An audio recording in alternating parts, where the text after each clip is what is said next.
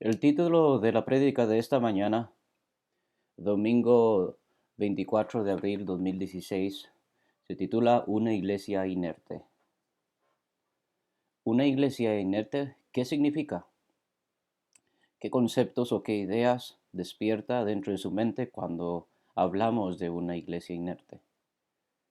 Creo que un pensamiento común dentro de muchos cristianos, al escuchar una frase como una iglesia inerte, lo primero que piensan son en iglesias donde los ministerios no están muy bien desarrollados.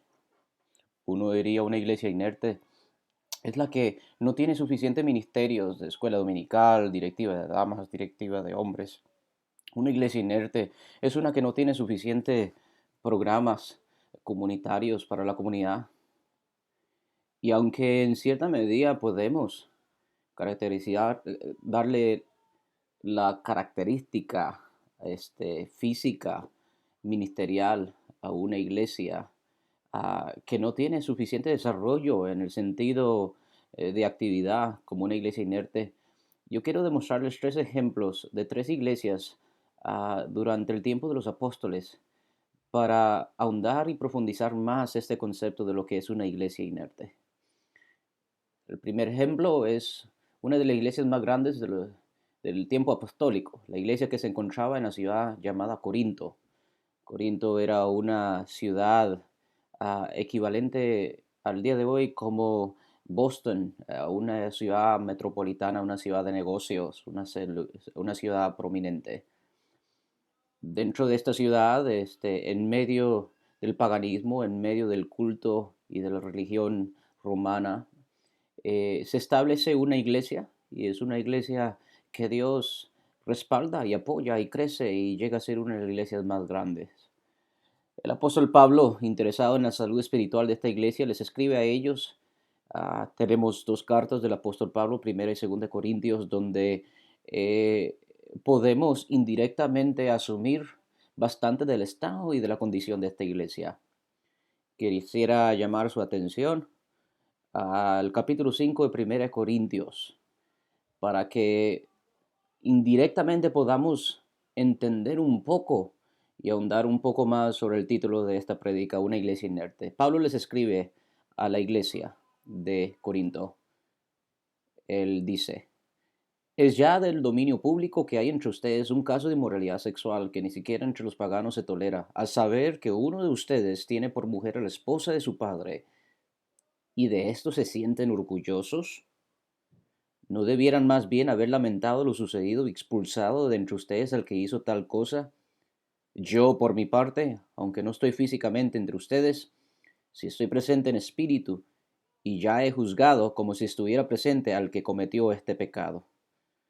Cuando se reúnan en el nombre de nuestro Señor Jesús y con su poder, yo los acompañé en espíritu. Entreguen a este hombre a Satanás para destrucción de su naturaleza pecaminosa, a fin de que su espíritu sea salvo en el día del Señor.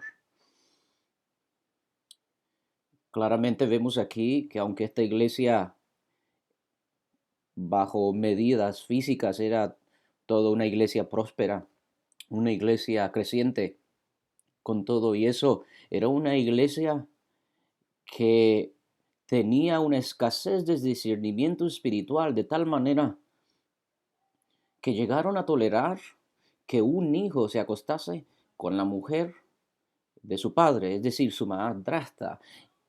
Y me llama la atención cuando Pablo les dice, y de esto se sienten orgullosos, podría implicar que dentro de esta iglesia quizás había un libertinaje, un liberalismo, una supuesta libertad en Cristo, que por más pecado que hubiera, por más abominable la conducta, esta libertad rendida obsoleta toda demanda a la santidad. Se sentían orgullosos que la iglesia estaba llena de personas como estas, cuyas vidas no testificaban de una vida regenerada, sino una vida de pecado. De por sí, me imagino ellos decían, esta es la libertad que tenemos en Cristo. Pero el apóstol Pablo claramente les habla y les dice a esas personas, sáquenlo, a esta persona entreguen a Satanás. Vemos aquí claramente que una iglesia creciente no es necesariamente una iglesia espiritualmente vibrante. Al contrario, muchas veces las iglesias más crecientes y más grandes son las más muertas en su espíritu y en su carácter espiritual. Veamos otra iglesia, una iglesia en Tiatira, otra ciudad greco-romana del tiempo apostólico.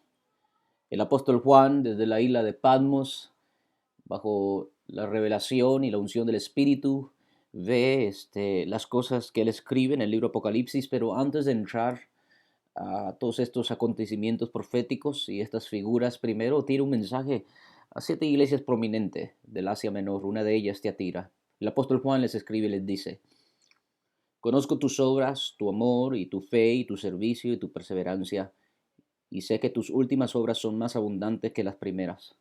Me detengo hasta allí. Hasta este momento, esa primera oración pareciera ser positiva. Diría yo, es exactamente esto lo que yo como pastor quiero para nuestra iglesia, que seamos una iglesia conocida por su amor, por su fe, por su servicio y su perseverancia, que nuestras obras sean abundantes, que nuestro servicio sea abundante para el Señor. Pero sigo leyendo, dice: sin embargo, tengo en tu contra que toleras a Jezabel, esa mujer que dice ser profetisa. Con sus enseñanzas engaña a mis siervos, pues los induce a cometer inmoralidades sexuales y a comer alimentos sacrificados a los ídolos. Le he dado tiempo para que se arrepienta de su inmoralidad, pero no quiere hacerlo. Por eso la voy a postrar en un lecho de dolor, y a los que cometen adulterio con ella los haré sufrir terriblemente, al menos que se arrepientan de lo que aprendieron de ella. Y a los hijos de esa mujer los heriré de muerte.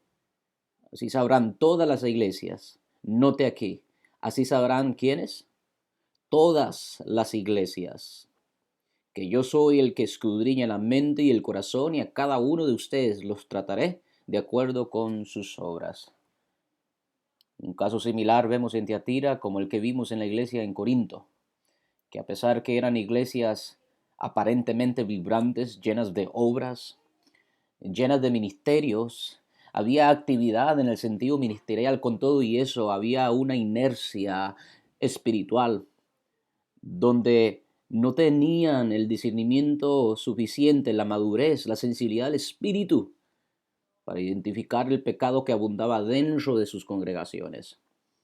Y por último, veamos el caso de la iglesia en la Odisea, otra iglesia también a la cual el apóstol Juan les escribe desde la isla de Patmos. Leo Apocalipsis capítulo 3, versículo 15 al 19.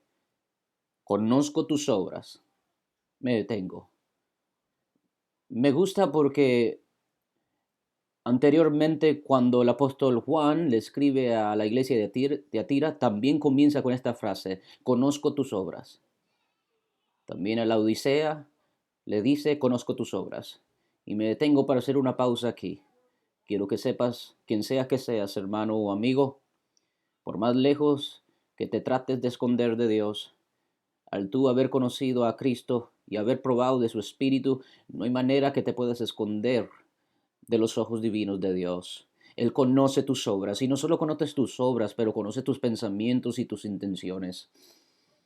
Él sabe que como Adán y Eva estás escondido detrás del arbusto. Él pregunta y llama por tu nombre, no porque no sabe dónde estás, sino porque en su misericordia te permite que tú mismo vengas a tu arrepentimiento. Pero quiero que sepas, amigo y hermano, el Señor Jesús, el pastor de la iglesia, Él conoce las obras de su iglesia y de sus miembros. Sigo leyendo. El apóstol Juan escribe: conozco tus obras. Sé que no eres frío ni caliente. Ojalá fueras lo uno o lo otro. Por tanto, como no eres ni frío ni caliente, sino tibio, estoy por vomitarte de mi boca. Tú dices: yo soy rico, me he enriquecido y no me hace nada falta. Pero no te das cuenta de que el infeliz y miserable, el pobre, ciego y desnudo eres tú. Por eso te aconsejo que de mí compres oro refinado por el fuego, para que te hagas rico, ropas blancas para que te vistas y cubras tu vergonzosa desnudez, y colirio para que te lo pongas en los ojos y recobres la vista. Yo reprendo y disciplino a todos los que amo. Por lo tanto, sé fervoroso. La traducción Reina Valera 1960 dice, sé celoso, sé fervoroso y arrepéntete. Podemos ver tres claros ejemplos en tres distintas iglesias dentro del tiempo apostólico, donde vemos iglesias inertes, no inertes en su servicio, no inertes en su ministerio, pero inertes en su vida y en su carácter, en su ADN espiritual. Pregunta, ¿qué estaba ocurriendo en todas estas iglesias? ¿Por qué el pecado era tan evidente en estas congregaciones? Corinto, la iglesia en Teatira, la iglesia en la Odisea, y esos solo son tres ejemplos. Pudiera continuar dándole ejemplos de un montón de otras iglesias. ¿Cómo es que había tanto pecado en esta iglesia y pecados como por ejemplo en el caso de Corinto, pecados tan abominables y vergonzosos que ni aun los inconversos toleraban estos pecados? Y aún así, el obispado, el pastor, los ancianos no reaccionaban para destruir este pecado. Esto es una pregunta muy importante que nosotros tenemos que encontrar resolución para evitar que nosotros seamos otro triste ejemplo en una larga lista de iglesias inertes. Puedo, en cierta manera, resumir. Estas iglesias estaban tan entretenidas con el trabajo ministerial que se olvidaron de lo más esencial que distingue la iglesia del mundo, la santidad. Escucha, pon atención, hermano. El servicio que le rindes al Señor a través de tu ministerio, seas ujier, seas músico, seas predicador, seas pastor, hagas lo que hagas, desde lo más mínimo, limpiar el baño del santuario, hasta lo más visto y honorable como ser pastor o de toda una iglesia. Quiero que sepas, no es necesariamente tu trabajo que te distingue del mundo. Lo que te distingue del mundo es que has sido comprado a precio de sangre, y no cualquier sangre, sino la sangre de Jesucristo, el Hijo de Dios, que no solo te limpia de todo pecado pasado, sino que también a través de la autoridad otorgada por el Espíritu de Dios, la promesa dada a la iglesia, el Espíritu de Dios también te da el poder para vivir una vida en santidad. ¿Qué es una iglesia inerte? Es una iglesia ministerialmente activa, pero espiritualmente inerte, muerta. ¿Cómo llega una iglesia a ese estado? ¿Cómo llega una iglesia, sea grande o pequeña, a esa condición tan trágica? Déjeme darles tres quizás simples pero importantes razones, tres cosas que nos pueden llevar a nosotros como iglesia y a tu iglesia, quien sea que seas, a este triste y abominable estado de inercia espiritual. Número uno, el obispado. Y cuando hablo del obispado estoy hablando del liderazgo de la casa eh, eclesiástica. En el caso contemporáneo normalmente es un pastor que gobierna y que vela sobre la iglesia, pero quizás en tu iglesia tienen un diferente sistema, puede ser el diaconado, puede ser ancianos, pero cuando hablo de los obispados estoy hablando básicamente de la cabeza de la iglesia. Número uno, el obispado o la cabeza de la iglesia se enfoca más en la ganancia, y puse un símbolo de billete, que el carácter espiritual de la iglesia. Les voy a dar un pequeño ejemplo contemporáneo. ¿Cuántos de ustedes piensan que es sumamente necesario que las iglesias ofrezcan cursos y talleres para los matrimonios? ¿Cierto? Sí, claro que sí. Creo que la comunidad y creo que la gente se beneficiaría bastante de talleres para los matrimonios. ¿Qué es lo que dice la Biblia? ¿Cuáles son los principios bíblicos para un buen y saludable matrimonio? Pero la segunda pregunta es, ¿ustedes creen que es justo cobrar 200, 300, 400, hasta $500 por tal taller? No, absolutamente que no. ¿Y por qué no? Porque el Espíritu Santo mismo da testimonio a nuestro corazón que los tesoros que encontramos en Jesús no se compran con dinero. ¿Acaso no fue Dios quien le dijo al pueblo, comprad de mí sin dinero? Los tesoros que Cristo nos ofrece no se pueden comprar, no se les puede dar un precio, un símbolo de cash. No, no, no, no, no, no, no. Los tesoros que Cristo nos da se encuentran a través de la oración, la búsqueda, el ayuno, el dominio propio, a través de una pasión espiritual. Se paga con el precio de la santidad. Pero ¿qué es lo que pasa con muchas iglesias? Comienzan bien con buenas intenciones para sanar sus comunidades, sanar sus familias. Pero cuando comienzan a ver el dinero entrar como agua, sus corazones y sus mentes comienzan a enfocarse más en el dinero que en el carácter espiritual, que en el nivel espiritual de su grey. ¿Y cuántas veces esto ha sucedido a través de la historia de la iglesia? No es un fenómeno nuevo, hermanos. Aunque el apóstol Pedro, si no me equivoco, y Judas claramente nos advierten que en los postreros tiempos se levantarán un sinnúmero de amadores de sí mismos que harán mercadería de la iglesia y con palabras fingidas tratarán de agitar las emociones de los miembros de la iglesia, pero realmente el fin de ellos o el deseo de ellos es como lobos vestidos de ovejas, quitarnos, usurpar nuestro dinero. Cuando esto llega a suceder, quiero que sepas, iglesia, quiero que sepas, amigo, quiero que sepas, hermanos, esta es el portón, esta es la puerta que lleva a una iglesia a, un, a una inercia espiritual.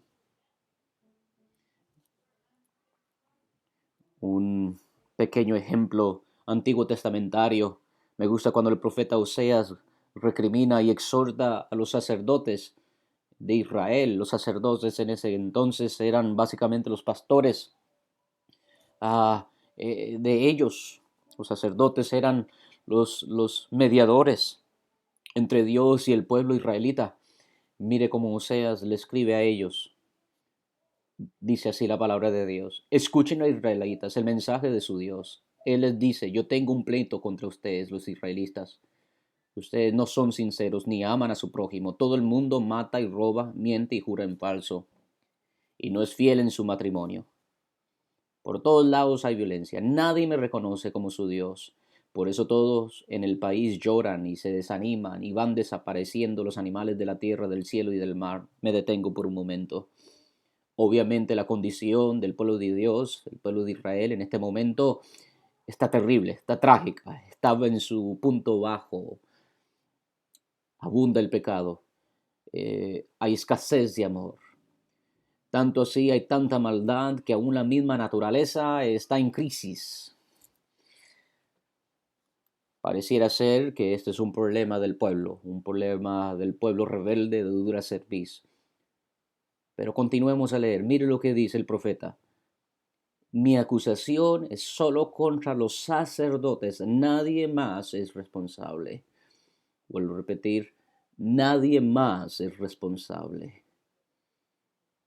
De día y de noche pecan estos sacerdotes y hacen pecar a los profetas. Por esto destruiré a su descendencia. Mi pueblo no ha querido reconocerme como su Dios y por eso se está muriendo. Otra versión, si no me equivoco, la versión Reina Valera 1960, es la famosa frase donde dice, por falta de conocimiento mi pueblo perece. Pongamos este versículo dentro de su contexto. Lo que nos está diciendo realmente es que debido a sacerdotes amadores del pecado, que en vez de enseñarle al pueblo la justicia, en vez de enseñarle al pueblo qué es vivir en santidad, son glotones, son un montón de sacerdotes amadores de sí mismos y de sus deleites. No solo ellos pecan, sino que hacen a todo un pueblo pecar. Sigo leyendo. Mi pueblo no ha querido reconocerme como su Dios y por eso se está muriendo. Ni los sacerdotes me reconocen, por eso no quiero que sigan sirviendo en mi templo, ya que olvidaron mis mandamientos. El trabajo del pastor, así como el trabajo del sacerdote, No es enriquecerse del pueblo, no, el trabajo del sacerdote, como lo es del pastor de cualquier iglesia, y seas quien seas, puede ser pastor de una iglesia de solo 10, 20 miembros, o puede ser un pastor de una iglesia de 20,000 miembros. Tu trabajo es recordarle a tu gente, a tus ovejas, los mandamientos del pastor de pastores, Cristo Jesús, porque Jesús dijo, el que guarda mis mandamientos, ese realmente me ama. Sigo leyendo. Yo también me olvidaré de sus hijos. Mientras más sacerdotes había, mire la ironía, mientras más sacerdotes había, más gente pecaba contra mí. Wow. Por eso en vez de premiarlos, dice Jehová, los voy a humillar. Mire la maldad, mire la avaricia de estos sacerdotes. Sigo leyendo. Con las ofrendas que da mi pueblo para el perdón de sus pecados, ustedes hacen negocio. Por eso hacen todo lo posible para que el pueblo siga pecando. Mire el terrible estado de avaricia de estos sacerdotes. Sus corazones estaban llenos de amor por el dinero y de ganancias injustas que más bien incitaban al pueblo a pecar más para que con una conciencia cauterizada se sintieran obligados a tener que venir al templo y dar más ofrendas. ¿Por qué? Porque querían tener la casa de Dios espléndida, linda, hermosa, honrar al Dios que se merece todo tipo de honra. No, porque con este mismo dinero hacían negocios, compraban lotes, compraban casas, llenaban sus vientres. Termino leyendo, la verdad es que castigaré tanto al pueblo como a los sacerdotes, pues ambos se han alejado de mí. Una palabra de advertencia para el pueblo ignorante que se deja engañar por sacerdotes como estos. Ellos también recibirán un castigo de parte de Dios. La ignorancia nunca lo ha sido y nunca lo será excusa para evitar la justicia de Dios. Pero será más terrible, mucho más terrible, el castigo que le espera a estos tipos de sacerdotes que hacen mercadería con las ovejas del rey. Segunda cosa que lleva a una iglesia a ser una iglesia inerte. Por querer ser una iglesia relevante, tolerante y llena de amor, la iglesia compromete el mensaje punzante de la cruz. Es decir, por querer ser una iglesia inclusivista, una iglesia que abraza a todos, una iglesia que no causa shock, una iglesia que aún los más pequeños y los más jóvenes, cuando miran la iglesia, dice, qué linda iglesia. ¿Qué es lo que pasa? Tenemos que cambiar el tono de nuestro mensaje. No podemos predicar de la santidad, no podemos mencionar el infierno desde el púlpito. No podemos mencionar al Dios celoso y vivo, el cual Hebreos dice que horrenda cosa es caer en manos de un Dios vivo. Al contrario, se nos dice y se nos obliga, prediquen mejor del amor de Cristo, prediquen mejor del perdón, de la tolerancia, prediquen de ayudar a los pobres, prediquen de todas estas cosas virtuosas y nobles que hasta el inmundo y al ateo que no cree en Dios acepta.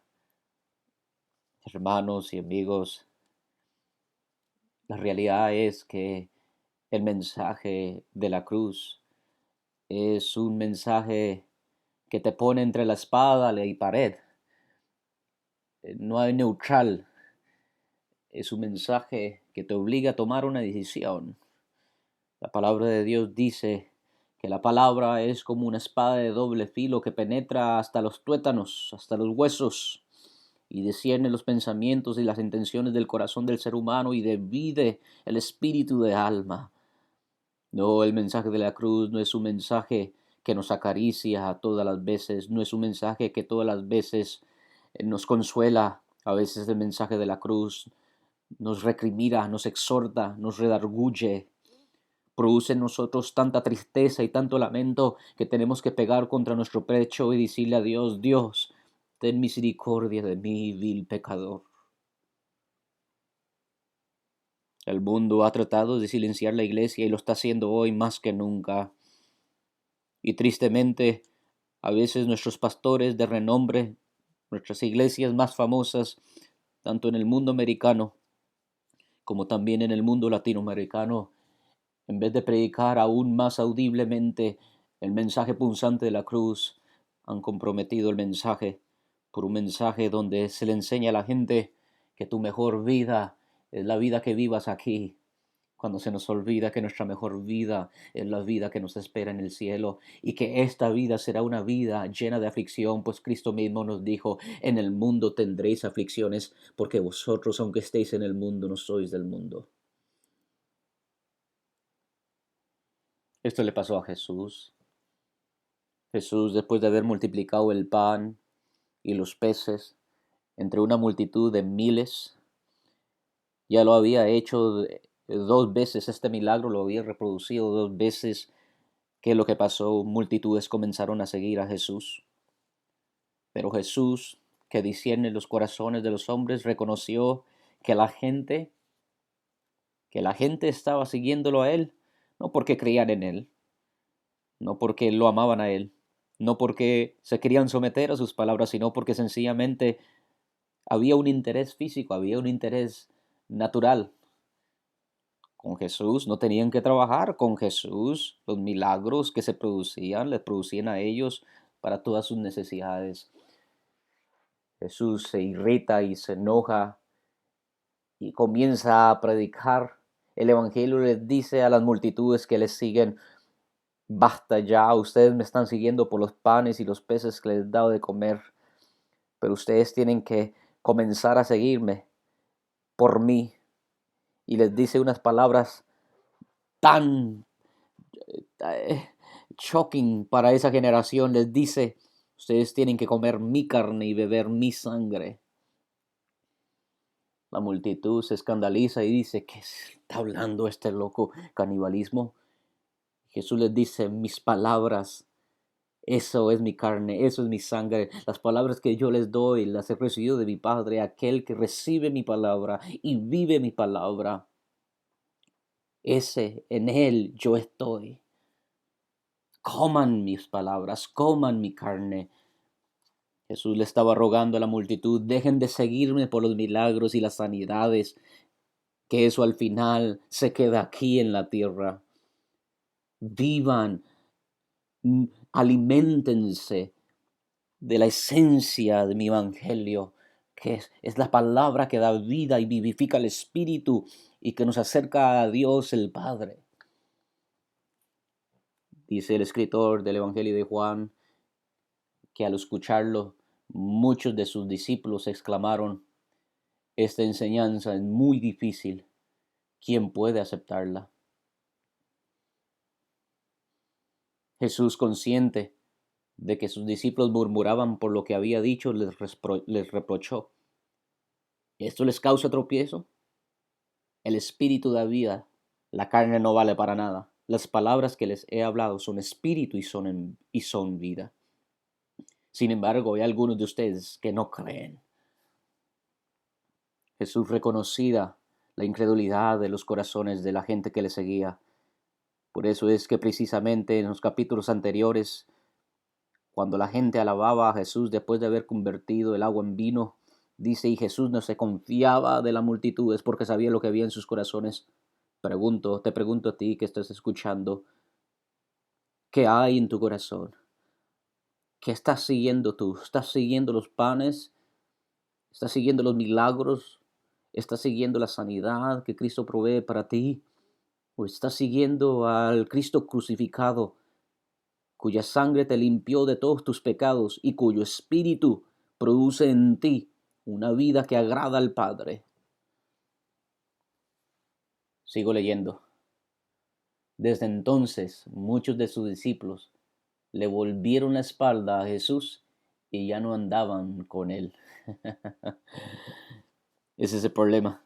Por eso es que muchos predicadores en grandes altares y escenarios no predican el mensaje punzante de la cruz, porque el momento que haces eso, no se te va a llenar la iglesia. Más bien los muchos cabritos sentados entre las ovejas comienzan a empacar y a irse. No, hermanos, Jesús mismo dijo, el camino que lleva a la vida es un camino muy estrecho y muy pocos lo hallan. Miren lo que Jesús hace. Así que Jesús les preguntó a los 12, a sus discípulos más cercanos, les dice, ¿también ustedes quieren marcharse? Pero bendito sea el Señor por los Pedros, que aunque con problemas de carácter tan obstinado como él era, con todo y eso, por revelación del Espíritu Santo, le contesta, dice la Biblia, Simón Pedro, y le dice al Maestro, ¿a quién iremos si solo tú tienes palabras de vida eterna? Y nosotros hemos creído y sabemos que tú eres el Santo de Dios. Es decir, no estamos aquí por los peces y los panes que nos das. No estamos aquí porque sencillamente hemos visto milagros. Estamos aquí porque creemos en ti, Jesús. Y sabemos quién tú eres. Eres el Hijo de Dios. Aleluya. Y por último, tercer causa que lleva a una iglesia a una muerte espiritual es cuando se pierde la sensibilidad del espíritu, tolerando un poco de pecado que como un cáncer se extiende sobre toda la iglesia y sus miembros. Quiero dejarte saber, amigo que me escuchas, el pecado nunca comienza en grande. Un día no se levantó Caín y dijo, voy a matar a mi hermano. No. Comenzó primero con envidia, con celos, con un corazón malagradecido. David no se levantó una mañana y dijo, ¿quién es esta mujer que no es mi esposa, que está acostada aquí conmigo desnudo en la cama? No. Comenzó con una vista, con una mirada, con una codicia. Por más fuerte que tú pienses que tú seas, tú dices, no, yo puedo juntarme con mis amigos inconversos. No, yo puedo trabajar allí donde todos hablan cosas malas. No, yo puedo vivir en el mundo porque de por sí Dios me ha dado el poder y la autoridad. Quiero que sepas una cosa. El único que tenía esa capacidad era el Hijo de Dios, Jesús. Él fue el único que tuvo la capacidad para sentarse con rameras y pecadores y publicanos y reír con ellos y ser tentado en todo, pero nunca sucumbir. Pero ¿tú quién eres? ¿Yo quién soy? Nosotros somos viles siervos que dependemos cada día, cada momento, cada hora de la gracia infinita de Dios y del poder de su Espíritu. Quiero que sepas una cosa, comienzas a tolerar un poquito de pecado en tu vida, prepárate para que el cáncer se extienda sobre toda tu vida espiritual y tarde o temprano no haya vuelta para atrás. El apóstol Pablo a la misma iglesia, a la primera iglesia que vimos, la iglesia en Corinto, después de que les habla de este terrible problema que ellos estaban tolerando, el problema del incesto, donde el hijo se estaba acostando con su madrastra, les sigue diciendo, no es buena vuestra jactancia. Es decir, no es bueno que ustedes se crean más de lo que son, que pueden tolerar este pecado. No es bueno que ustedes piensen que viviendo en medio de gente pecadora, en medio de gente que se deleita en el pecado, no es bueno que ustedes vivan así y creen que todo está bien. Sigue diciendo, ¿no sabéis que un poco de levadura leuda toda la masa? Son las mismas palabras de Jesús cuando les advirtió a sus discípulos acerca de la doctrina de los fariseos. Limpiaos pues de la vieja levadura para que seáis una nueva masa, sin levadura como sois. Es una es un tipo de analogía. La levadura representa en nuestras vidas el pecado y lo que Jesús, o en este caso lo que Pablo le está diciendo a la iglesia, es de si comienzan a tolerar un poquito de pecado, tarde o temprano toda la iglesia está llena de pecado. Sigue diciendo, porque nuestra Pascua, que es Cristo, ya fue sacrificada por nosotros. ¿Quién es nuestra Pascua? Cristo. ¿Qué es la Pascua? Es el Cordero perfecto, sin defecto, según el libro de Éxodo, un cordero sin defecto alguno, sin tacha alguno, que fue crucificado, que en el caso de los israelitas fue degollado y cuya sangre cuya sangre liberó a los hijos de Israel del ángel de muerte. Cristo es la verdadera Pascua. Cristo es el Cordero inmolado en la cruz, cuya sangre nos limpia y ha pintado los dinteles y los postes de nuestros corazones y nos libra de la muerte. Y lo que el apóstol Pablo está diciendo aquí es que si ustedes han sido liberados de la muerte y del pecado, ¿cómo es posible que puedan seguir viviendo en él? Cristo ya fue crucificado por nosotros, es decir, no va a ser crucificado otra vez más. Termina diciendo en ese capítulo, os escribí que no os juntéis con ninguno que llamándose hermano fuere fornicario o avaro o idólatra o maldiciente o borracho o ladrón con el tal, ni aun comáis. No, eso ya no se escucha en las iglesias de hoy.